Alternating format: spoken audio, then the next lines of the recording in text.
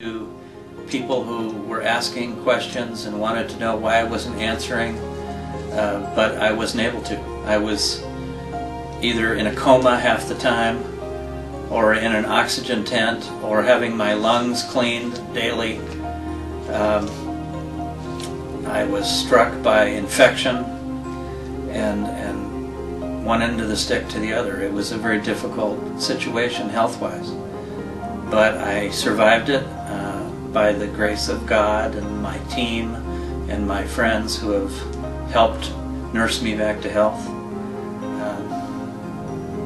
It's a reality that I had to deal with.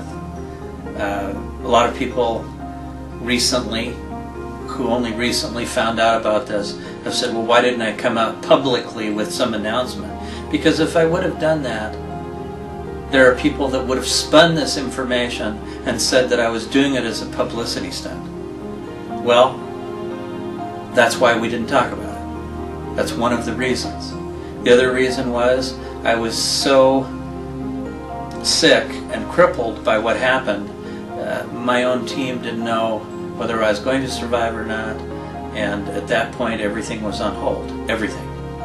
So that's the reason nothing came out about it initially, and I'm only talking about it now briefly to give you and the public some information to know that this is why I wasn't able to continue to communicate. If there's anything that I've done, it's to communicate. All of my life, all of this time, for the last 13 years. And there are those who want to make you believe that I'm hiding under some rock somewhere and afraid to talk to people. I've never stopped talking about this. I've never been afraid, and I'm not afraid now. Even after what happened, I'm not afraid now. Because people have a right to know, and I have a right to talk about this. It's my truth, it's my life, and it was my experience. And for anybody who stands up and says, well, you know, I think I would have done it differently, or I don't think that that's necessarily quite the way it was, I say, bullshit. You weren't there, I was. And it's time people get a real understanding that this isn't a debate. This is what happened to me in my life. This is my reality. If you don't want to hear it, don't listen. If you want to have your own lecture, go have your own lecture. But I'm talking to the people who asked me to give them information. I'm not trying to convince anybody of anything. I'm just telling people what happened to me. And that's all. Hey, can I ask this of you? You know, I've talked to you before and you've told me about some of the damage that they've done physically, and you've said outright you don't even want to talk about it because you don't want people to think you're going for sympathy. But I really, truly, honestly believe that they need to hear the physical damage that has been done to you. I mean, you whitewash over it and you're real vague about it, but I really would like for you to go on camera and talk about this stuff. I think it's important. I really do. I mean, I understand your position on it, but people need to know that this is what happened to you. They need to hear this. Can you go into some details? Since this happened in 1996, people have come forward and offered to help in probably every aspect that anybody could imagine help. They've offered me vehicles to use, houses to stay in, food, clothes on my back, help to run websites, to answer email, to work in some one form or another in helping us produce venues for people to listen to this information. I respect and highly thank all of those people, all the people who have supported me. Some of the things that people don't realize is this is 2009. And in the last 13 years, 9 people are dead because they offered to help me. they gave everything to help me. Dead is dead. Dead is not an illusion. My friend Gary, when all this first went down, other people that I wrote about in the book, Dolly, even some of my own family members have been stressed to the point, I believe, of death because of the badgering and harassment that was brought down on my family and people who tried to help me. Every aspect of evil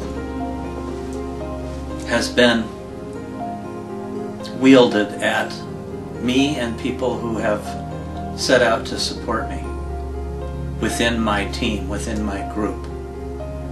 People have fallen and more people have joined. At one time or another, I've decided to quit because of this.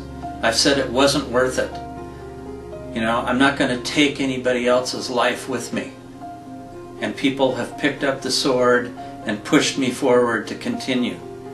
All the people who write to us, who send letters encouraging that somebody needs to be a voice for those who have had contact. And that's why I'm continued. That's why. Because they took everything else away from me. They left me with nothing. I had no other option. I couldn't go back to my old way of life because they took it away. They destroyed my career, my credentials, my financial rewards that I had gathered over a period of 20 years. They destroyed all of that. The reason is because they left me with no tools. They left me naked, without a way to survive, thinking that I would go crazy or just be the fool in the eye of the public. They've done everything from harass my mother and father, who were elderly people that have since died, to torturing me. Now, what constitutes torture? That's a very personal thing. Some people would say, well, it's you know, they're harassing you, they're calling you a liar. Well, that's a form of torture. That's psychological. But what do you call it when somebody takes a steel spike, ties you to a chair, and shoves it through your testicle? What do you call that? Where's the validity? Where's the support of the naysayers that say, oh, well, that would never happen. They wouldn't do that. I mean, where's the humanity?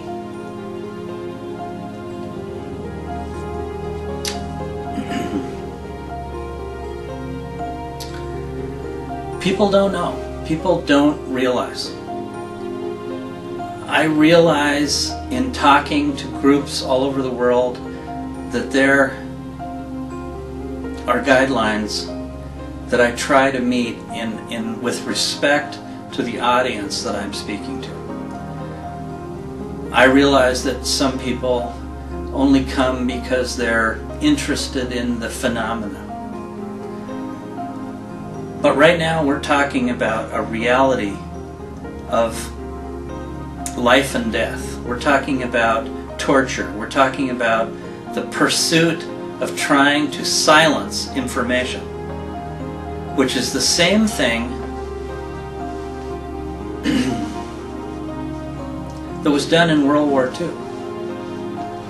in trying to extinguish a race of people for a different set of ideas. Now, I don't see that as much different than what's going on with me. I am up against a